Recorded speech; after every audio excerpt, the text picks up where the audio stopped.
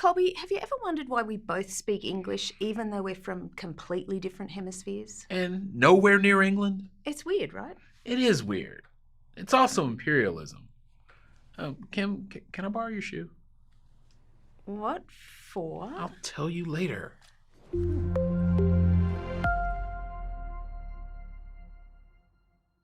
Hi, I'm Kim Lochner, and along with Colby Burnett, we're introducing Era 6, the long 19th century.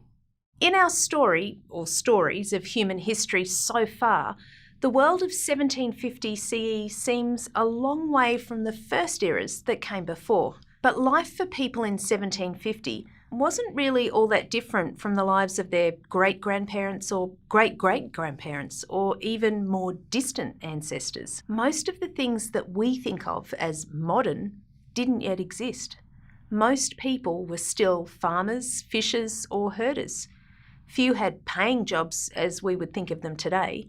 People interacted with only members of their own town or village or some neighbouring communities for almost their entire lives.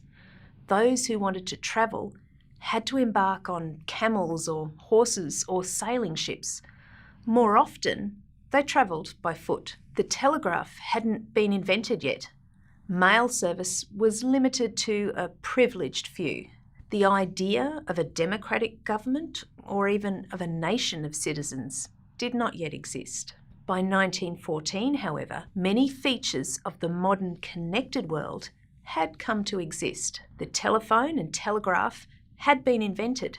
People could communicate rapidly across vast distances for the first time. There were early types of airplanes and plenty of trains, and even in some places, cars to move people and goods. Many people were still farmers, but others worked in factories or in business offices like they do today. They earned a wage for their work and they used that money to buy their food from grocery stores and market sellers. And while there were many kings and shahs and emperors, people increasingly believed themselves to be citizens of a nation, and that nation should have a state, and that state should be independent and ruled at least somewhat democratically. For these reasons, many historians view the long 19th century, a period from about 1750 to 1914, as a time of revolutionary change.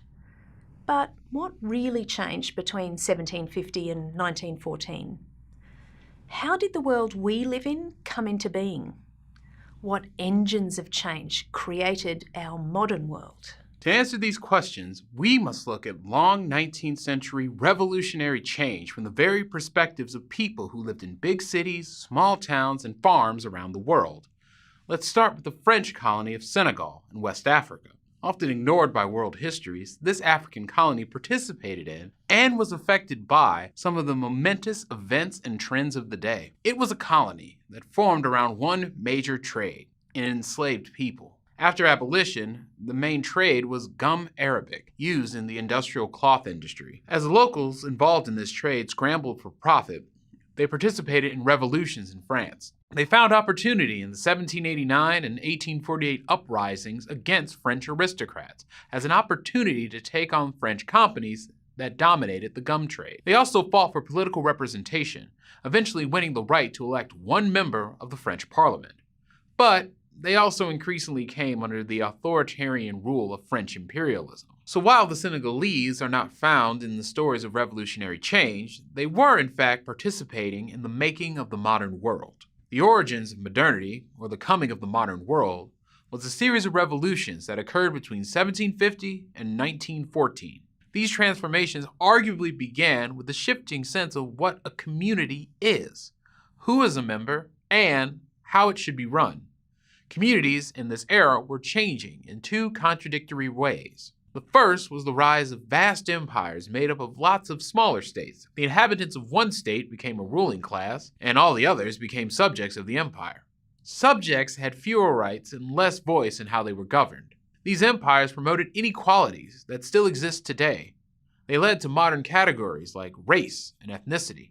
But the other, and in many ways even more significant transformation in how people began to organize themselves, was the idea of a nation that emerged at this time. Nations are different than empires because they are made up of a great majority of people that are aware of having a common identity as members of that nation. As members of the nation, they begin to think that they should have certain rights to help govern the nation, to be citizens rather than subjects. Because of this, two ideas about community, a slightly evolved view of empire and a new view of nation, grew and competed during the long 19th century. Changes in how communities organise themselves may not have been the most dramatic revolution of the era.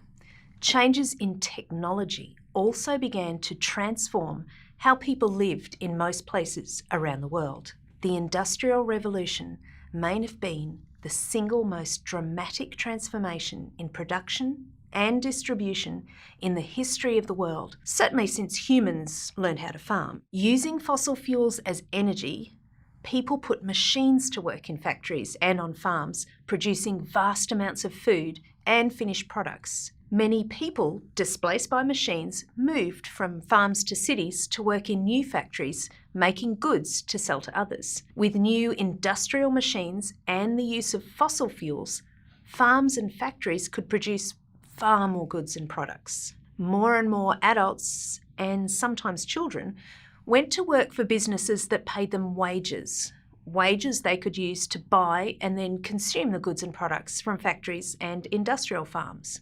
Workers and business owners alike became participants in the capitalist economic system that dominates the world today. Industrial technology also allowed people and things to move around more rapidly. New inventions, such as the train and the steamship, and later the car and the aeroplane, let people travel as tourists, ship goods long distances, and even migrate to new nation states.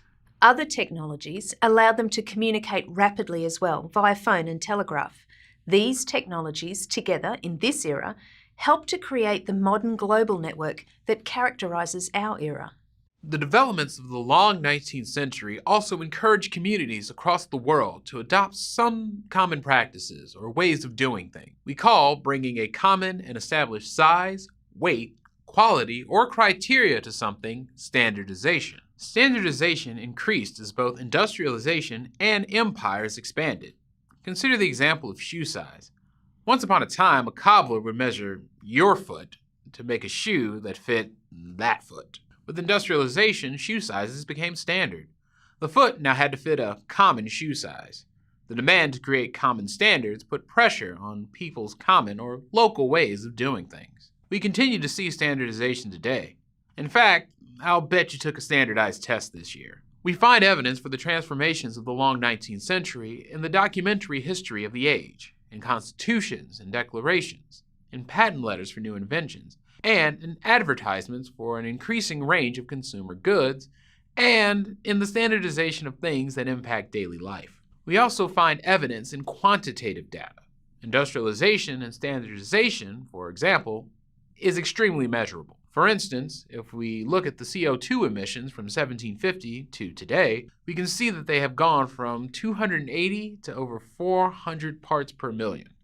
That's the highest level in the last 2 million years. While CO2 can actually be cycled out of the atmosphere relatively quickly, as it absorbs into vegetation and the soil, the impact of human activities can last for hundreds of years. This chart gives us one picture of how the Industrial Revolution changed the environment in which we live, as viewed through the amount of CO2 in our atmosphere. Your daily life is affected by many of these changes. Your cell phone, the lights in your house, and pretty much everything you own were only made possible by the Industrial Revolution. Most of them, along with your daily food, were probably bought with wages earned in a capitalist economic system. You are probably a citizen of a nation-state with a government that both guarantees and limits your personal rights and freedoms. These are all products of the long 19th century, an era of great change, an era in which the modern world was forged.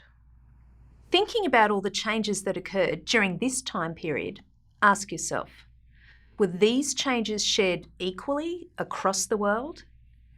Who did these changes happen to, and when? How were they experienced differently by different people? Did everyone benefit from these equally? Did some bear the burden of change more than others? Historians use evidence to answer these questions. Their answers are not all the same. We hope you'll weigh some of these questions and answers and perhaps create your own to help you think about the world in which we live. Wow, that's... It's a lot. I mean, like, what if they decide industrialization was the wrong way to go? It's not like they could turn it off. Colby, remember we talked about this. End on a high note.